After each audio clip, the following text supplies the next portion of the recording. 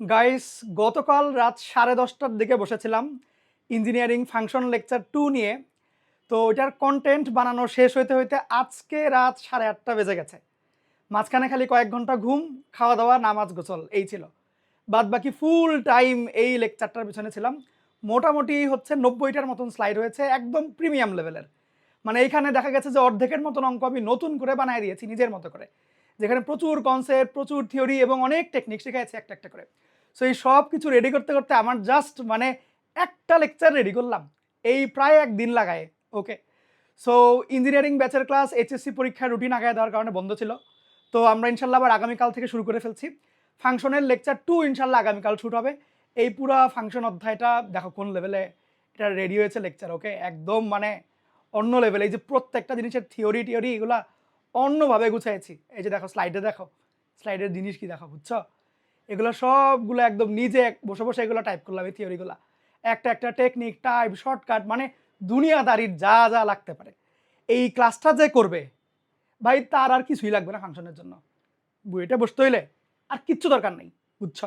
এই লেভেলে মানে একদম যা কিছু লাগতে পারে, যা কিছু সিলেবাসে আছে বা সিলেবাসের আশেপাশে আছে, সব ধরে ধরে ধরে ধরে একদম সুন্দর মতন প্রিমিয়াম লেভেলের নোট। ঠিক আছে, সো একটু পরে এখন শুটিং শুরু করে দেবো, আর আগামীকাল সন্ধ্যার সময় ইনশাল্লাহ এটা আপলোড হয়ে যাবে আর কি। সো যারা নাকি হচ্ছে ইঞ্জিনিয়ারিং টার্গেট বা কোর টার্গেট করছে, ইঞ্জিনিয়ারিং বুয়েটে চাও, তো তারা হচ্ছে একদম দেরি না করেই চোখ বন্ধ করে যুক্ত হয়ে যাও আমাদের সাথে, এবং খুব দ্রুত ক্লাসগুলো শুরু করে দাও, যতটা পারো আগাইতে থাকো। আমরা কিন্তু মোটামুটি অক্টোবর মাসের থেকেই শর্ট সিলেবাসের যেই অধ্যায়গুলো ছিল সেগুলো আর্কাইভ হিসেবে দিয়ে রেখেছি, বুঝছো? তো এই যে অলরেডি কিন্তু আমাদের 2টা অধ্যায় কমপ্লিট, এই সপ্তাহে ফাংশন অধ্যায়টা কমপ্লিট হয়ে যাবে। শর্টের বাইরে 3টা অধ্যায় কমপ্লিট হয়ে গেল। এরপরে হচ্ছে আমরা সামনের মাসে একদম 15 দিন মানে টানা 2 সপ্তাহ ব্যাপী খালি বিন্যাস সমাবেশই করবো এখানে, বুঝছো? বিন্যাস সমাবেশ 4টা লেকচার। এখন বলতে পারো ভাই 4টা লেকচার তো মানে কম, এক এক লেকচারের 90টা করে অঙ্ক থাকে, বুঝছো কথা? সো এগুলো ওই লেভেলের লেকচার আর কি। ওকে, যেটা আমি বানাই সারা একদিন লাগায় খালি কন্টেন্ট বানাইতে, এরকম জিনিস। সো সামনের মাসের পুরো অর্ধেক টাইম ধরে পড়বো খালি বিন্যাস সমাবেশ। এরপরে হচ্ছে আবার সম্ভাবনা অধ্যায়টা আছে। এরপরে একে একে দ্বিপদী বিস্তৃতি, তারপরে হচ্ছে ভেক্টর, এমনি এমনি আগাইতে থাকবো আমরা ইনশাল্লাহ। তো যাদের নাকি টার্গেট হচ্ছে একদম বুয়েটের টপ দিকে, তারা একদম নিশ্চিন্তে দ্রুত যুক্ত হয়ে যাও আর ক্লাসগুলো শুরু করে দাও। ওকে, ক্লাসগুলো প্রচুর প্র্যাকটিস করা দরকার।